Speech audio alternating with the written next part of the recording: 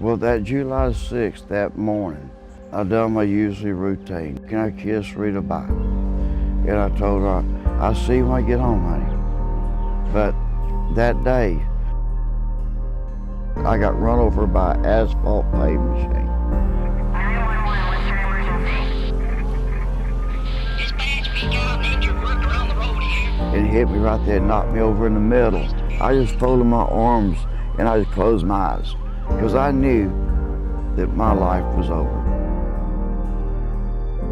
I had 9 broke ribs, slashed liver, and both lungs was collapsed. There's not a place on my body that I didn't hurt. This was a gentleman that shouldn't be alive, as we know, because of the severity of his injuries, and he could have been easily dead. And I think there was a lot of things that helped him to be alive. He was transported to, I'm sure, an excellent trauma center. They really did a fantastic job on him. That piece was done perfectly. Then the problem is normally after that.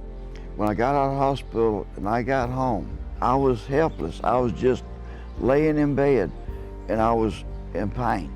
The doctor had me on methadone, Oxycontin 10 and Percocet 10 and some other pain medicine to help me sleep at night. They'd take and they'd write scripts after scripts to try and get me where I feel better. If I had so much bitterness, had so much anger built up in me, nobody wouldn't want to be around me.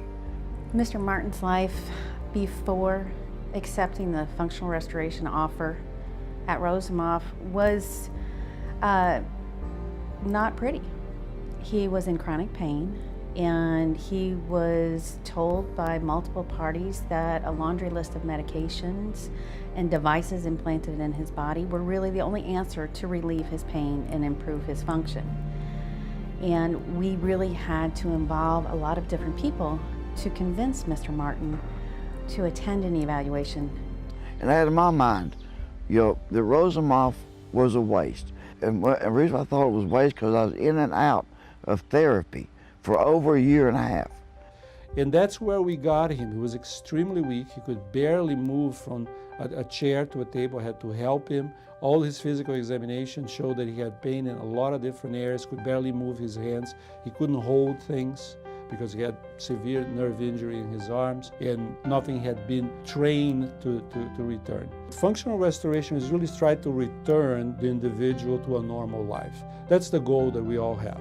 When we have a problem, what be an accident or a disease or a surgery, you want to return this person as much as possible to a normal life. You feel like a different person in 3 days. I seen him coming across that yard on the third day, with no cane, and he was marching in a band, like he was a band. He had that cane in his hand, just a marching.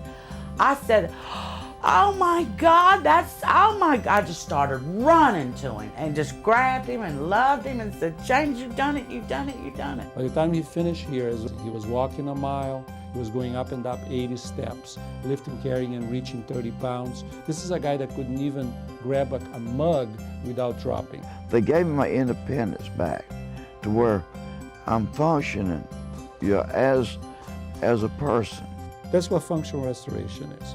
Improve life quality. If your life quality improves, everything else improves. You're going to be more functional, you're going to be able to do more, and then you're not going to need your medications, and you're going to have a different outlook in your life.